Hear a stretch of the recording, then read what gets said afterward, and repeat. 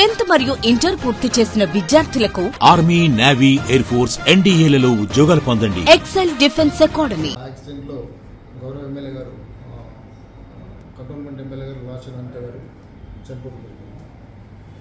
PA driver ఆకాష్కి fracture injuries అయినా అతను శ్రీకర్ హాస్పిటల్లో ట్రీట్మెంట్ చేస్తున్నారు.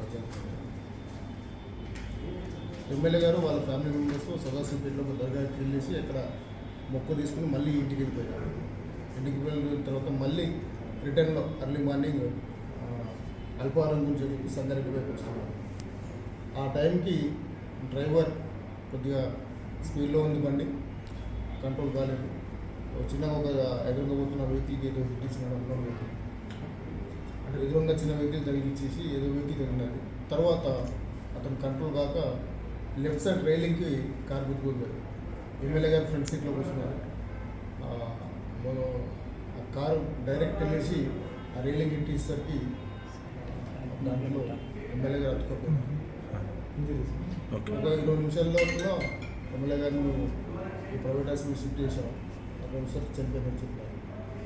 ఇప్పుడు ఆ పిఏ పరిస్థితి పిఏ బాగానే ఉన్నాడు, కాలు వెళ్ళిపోయింది, out of danger, only fracture injury ఉంది.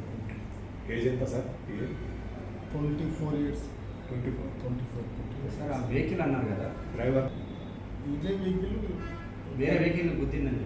అంటే ఆ వెహికల్ వీళ్ళని ముందలేదు.